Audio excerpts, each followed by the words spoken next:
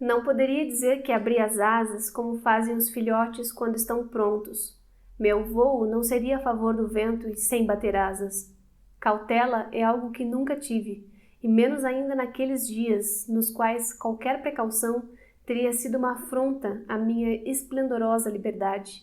Meu vôo seria feroz, aerodinâmico, de ponta, um salto violento em direção ao desconhecido, um voo rasante pela cidade, por tudo aquilo que eu morria de vontade não só de ver, mas de experimentar. Oi, aqui é a Jéssica e chegou a hora da gente comentar o livro A Composição do Sal, da escritora boliviana Mariela Balduin.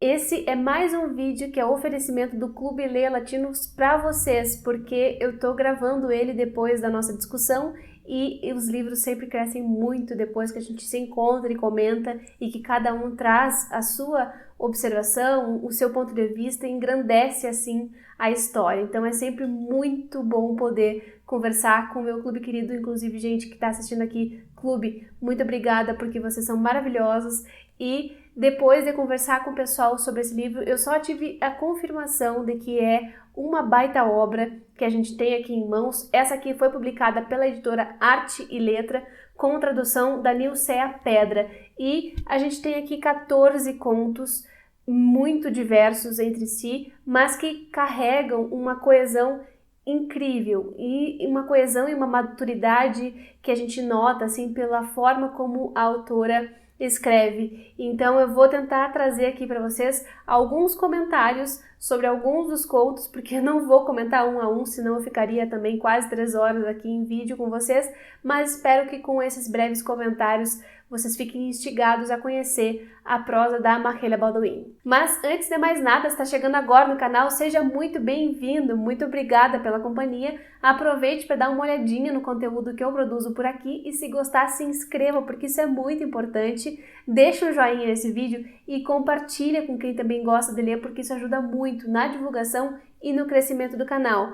Também confere tudo que eu deixo escrito aqui na caixa de descrição do vídeo, logo aqui embaixo vocês podem conferir o livro, né, com a sinopse e o valor se vocês tiverem interesse em adquirir, e vocês podem ver também os links dos meus clubes de leitura, dos meus clubinhos amados, tanto o Clube Lê Latinos, que está oferecendo esse vídeo para vocês, quanto do Clube da Jéssica, que é o clube de apoiadores aqui do canal, em que a gente também faz leituras conjuntas, só que aí só de literatura brasileira.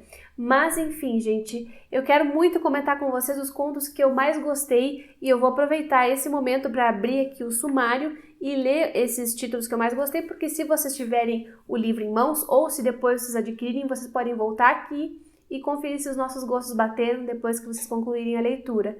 Mas os meus preferidos desse livro, sem sombra de dúvida, são o Alguma Coisa para o Jantar, fantástico, A Noite da Estreia, muito sensível, A Composição do Sal, que dá título ao livro, incrível também, Moébia, que é um dos mais fortes, talvez, Um Verdadeiro Milagre, que também deixa a gente muito instigado, Tormenta, que é uma relação que eu achei muito bonita, e Um Relógio, Uma Bola, Um Café, que é o último conto do livro. Mas em todos os contos eu encontrei coisas para admirar, tá bom? Esses aqui são só aqueles que mais me tocaram, mas todos eles trazem alguma coisa que vai focar num momento específico da vida de alguém, numa situação muito singela, muito cotidiana.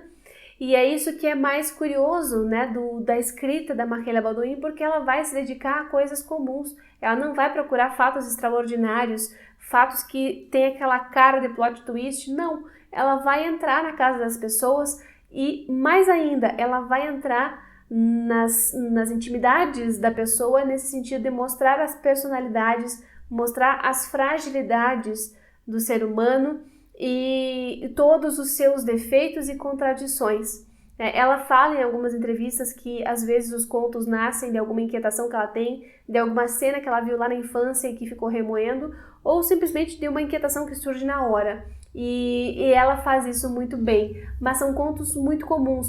E em algum nível os contos dela me lembraram contos do Machado de Assis, que às vezes também fazia isso, né, de observar um braço de um personagem, um relógio, um óculos que usa e fazer disso uma grande história, né, em poucas páginas. Eu acho que poucos escritores têm essa capacidade de pegar um tema sem sabor, praticamente, e trabalhá-lo de uma forma que ele fique instigante. E eu tô admirando muito essa escritora por tudo isso. Mas agora eu vou comentar com vocês os meus contos preferidos.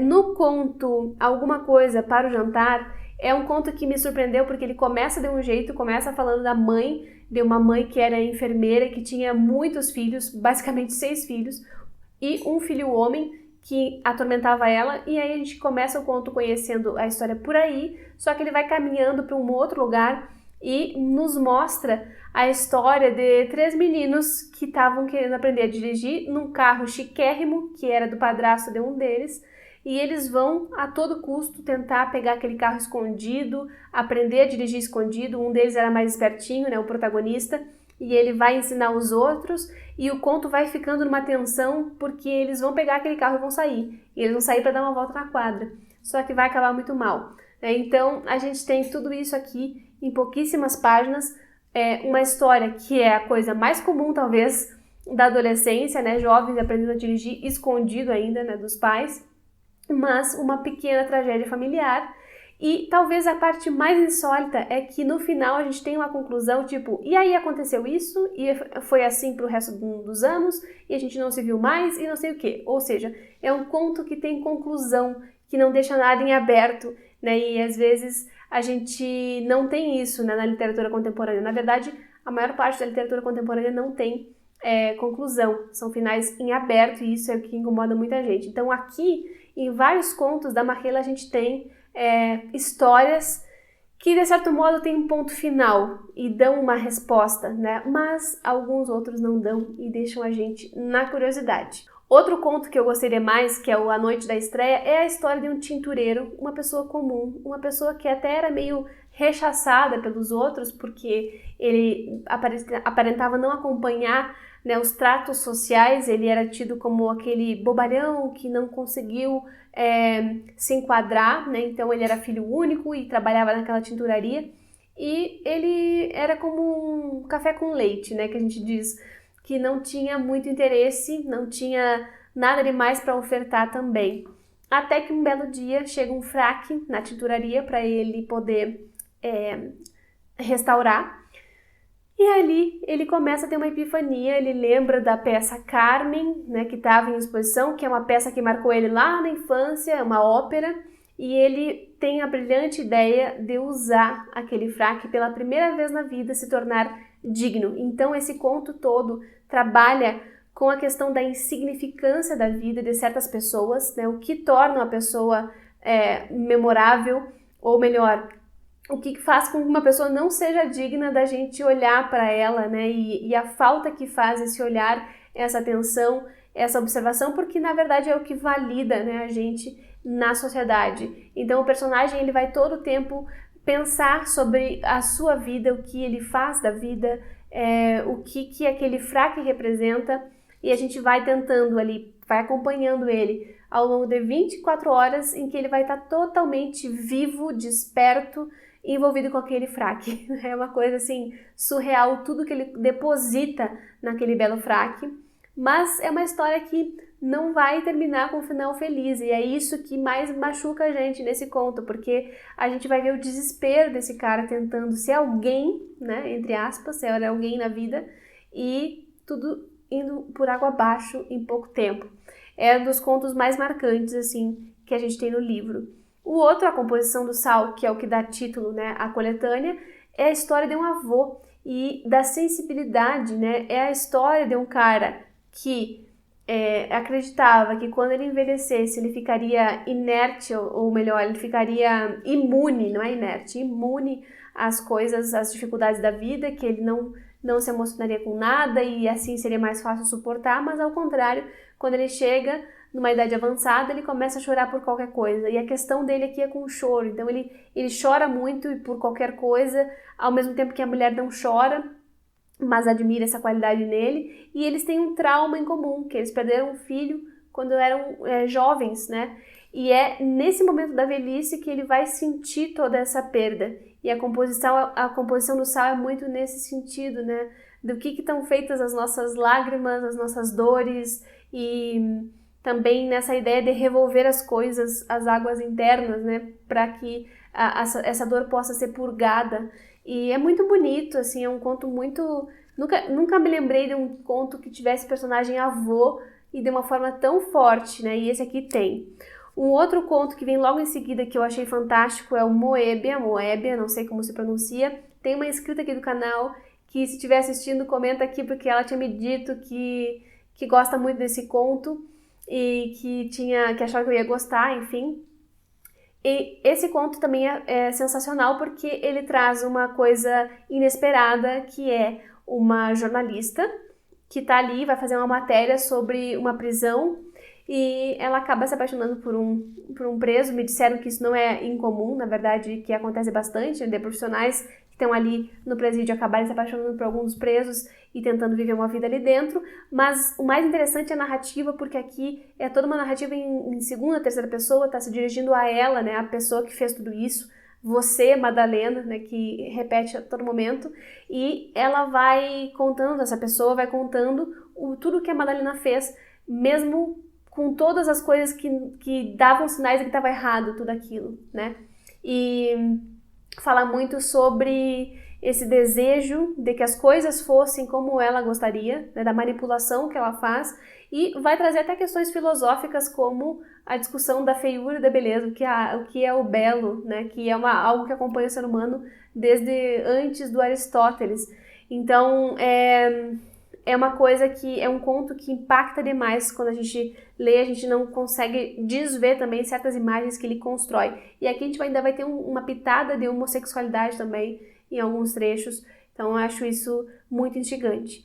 Um outro que eu gosto bastante é Um Verdadeiro Milagre, e aqui a gente vai ter também uma coisa muito comum, tipo uma excursão, né, de umas crianças que estão indo ali com uma mãe de uma amiga que está cuidando delas, está indo um monte de criança viajar, e vai dar ruim naquele ônibus, né? Essa criança que está narrando o conto, ela tá lembrando do pai dela, que é um pai viúvo, né? Da ausência dessa mãe e do quanto o pai dela não sabe lidar, e ela fala todo o tempo, coitadinho do papai, coitadinho do papai.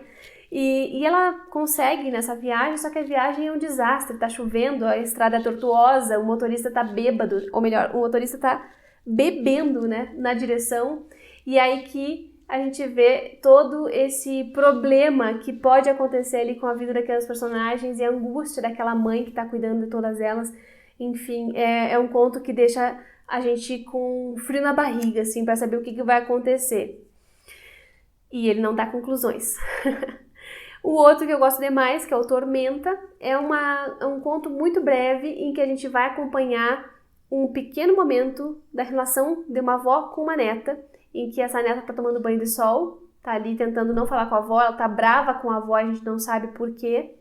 E ela vai acabar conversando com a avó naquele momento, a avó vai trazer outras informações, e é a partir dessa conversa superficial que a gente vai pescando mais ou menos o que está por baixo. E isso também é uma das características que está em todos os contos da Marquise Baudouin, como ela só insinua e não demonstra as coisas. Eu acho isso fantástico também, porque é uma forma de ela trazer o trabalho para a gente. Então, muitas vezes, a gente não tem nenhuma pista se é aquilo que ela está falando, se ela está falando de uma coisa querendo dizer outra. Tem um jogo de implícitos e de não ditos aqui que é incrível, e nesse da relação com a avó, também a gente sabe que a menina está passando por algum problema na vida dela, na adolescência, mas não sabe o que é exatamente, ela só dá a entender algumas coisas. E por fim, um conto que eu gostei bastante é o último, Um Relógio, Uma Bola, Um Café, que também tem uma figura de avô. Eu acho que todo esse livro também faz isso. Ele vai para esses dois extremos, né, para a infância, adolescência e a velhice, pegando todas as nossas fragilidades, talvez, né, de ser humano, as idades mais complexas de lidar com as emoções, e aqui a gente vai ter um avô meio que preparando o seu neto para ficar sem ele, um avô que está indo para a mina, que não sabe se vai voltar e que está tentando promover a independência daquele neto, e é uma coisa super singela, mas ao mesmo tempo super bonita e deixa a gente bem emocionada. Acho que não poderia terminar de outra forma. Então, gente, por todos esses contos e outros tantos que eu nem comentei aqui com vocês, é que eu recomendo demais a leitura. Conheçam essa autora, conheçam mais contos, né? Porque é um gênero que precisa ser mais lido e apreciado. A gente é muito acostumado a ler narrativas longas e não se permite, às vezes, aproveitar uma narrativa curta que vai impactar a gente tanto quanto um romance mais longo, né? As pessoas costumam dizer que contos, não é longo, não consigo me apegar aos personagens, mas a questão é justamente te colocar frente a um momento chave da vida daqueles personagens e te deixar pensando naquilo, né? E a partir daquilo ali é que tu vai pensar, tu mesmo vai criar histórias para aquilo, para aquela continuação, né? Daquele episódio da vida de alguém. Então, é muito mais um trabalho para o leitor, no sentido de instigar, né, a gente a essa leitura, né, ficcional. E tem histórias muito marcantes mesmo em poucas páginas. Confiem em mim, leiam contos e leiam Marcela Baldwin, que vocês não vão se arrepender. É isso, gente. Eu vou ficando por aqui. Comentem aqui embaixo se vocês já leram A Composição do Sal ou se ficaram com vontade de ler e qualquer outra coisa que vocês quiserem, porque esse espaço é para isso. Muito obrigada pela companhia até o final do vídeo e a gente se vê no próximo.